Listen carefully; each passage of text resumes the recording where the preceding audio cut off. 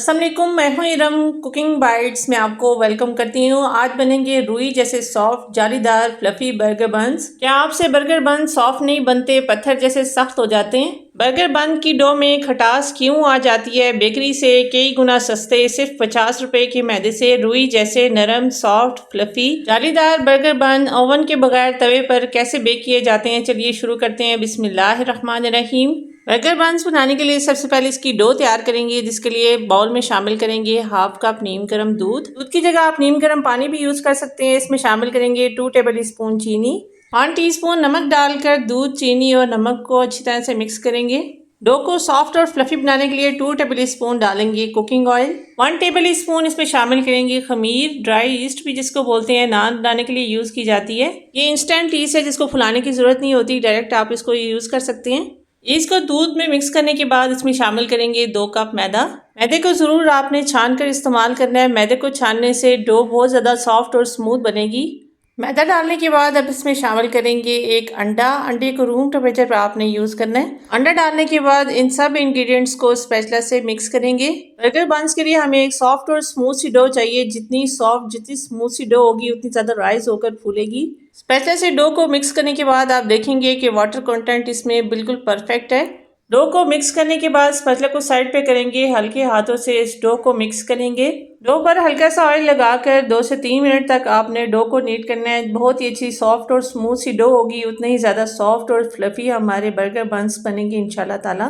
Dough NEET करने के बाद अब इसको राइज होने के लिए रखेंगे। डो के ऊपर और नीचे आपने अच्छी तरह से ऑयल लगाना है। ग्रीस करने से डो को उठाने में आसानी होगी। कवर करके आपने 2 से 3 घंटे इसे किसी गर्म जगह पर रखना है। ये देखें, कुछ ही देर में डो अच्छी तरीके से राइज हो चुकी है। आप देख सकते हैं कितनी अच्छी तरह से ये फूल चुकी है।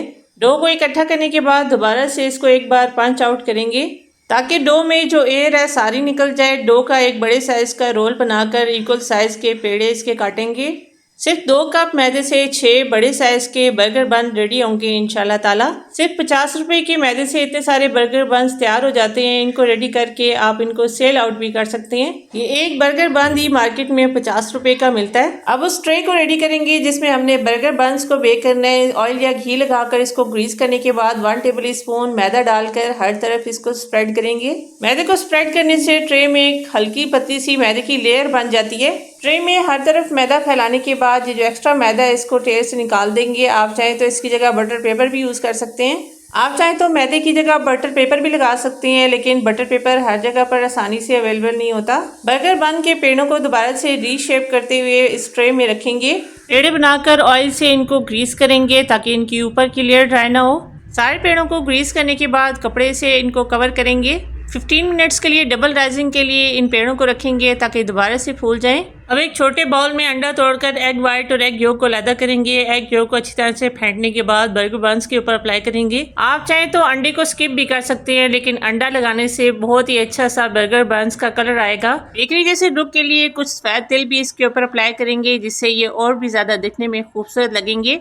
ना सिर्फ दिखने में खूबसूरत होंगे, खाने में टेस्टी, मज़ेदार, सॉफ्ट, फ्लफी, जालीदार बर्गर बन्स बनेंगे इंशाल्लाह ताला। बर्गर बन्स को बेक करने के लिए तवा यहाँ पर गर्म हो चुका है। अच्छी तरह से तवे को गर्म करने के बाद फ्लेम को स्लो करेंगे। स्टैंड वगैरह की जरूरत नहीं है, डायरेक्ट ट्रे आपने इस तरह से तवे पर रखनी है। बेकिंग के लिए मैं नॉन स्टिक तवा यूज कर रही हूँ। आप आयरन वाले तवे या फिर पतीले में भी इन बर्गर बन्स को बेक कर सकते हैं। कोई भी बड़ा बर्तन या पतीला जो इसके ऊपर फिट आ जाए आपने उल्टा करके इस तरह से रखना है। फ्लेम को स्लो करेंगे, हीट इसमें से बाहर न निकले इस बात का आपने ख्याल करना है। 45 मिनट के लिए आप इन बर्गर बन्स को बेक करेंगे। आप चाहें तो ओवन में भी इनको बेक कर सकते हैं। माशाल्लाह कुछ ही देर में बहुत ही अच्छी तरह से बर्गर बन्स बेक हो चुके हैं। आप देख सकते हैं कितनी अच्छी तरह से ये फूल चुके हैं। अब एक टूथपिक बर्गर बन के सेंटर में डालकर चेक करेंगे। अगर ये साफ है इसका मतलब है बर्गर बन अच्छी तरह से बेक हो चुके हैं। अगर टूथपिक पर कुछ लगा हुआ है इसका मतलब है बर्गर बन्स अभी कच्चे हैं। 10 मिनट तक आपने मजीद इनको बेक करना है। बर्गर बन्स को ज़्यादा देर सॉफ्ट रखने के लिए इसके ऊपर घी या मक्खन अप्लाई करेंगे।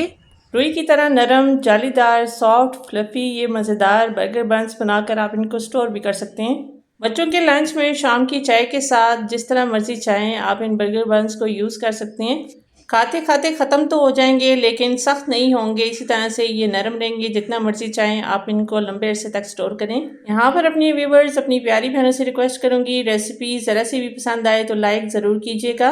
चैनल पर पहली बार आए हैं तो सब्सक्राइब कर लीजिए। जज़ाकल्लाह। सो मिलते हैं अगली वीडियो में एक और नई अमेजिंग रेसिपी के साथ। तब तक के लिए अल्लाह हाफिज़।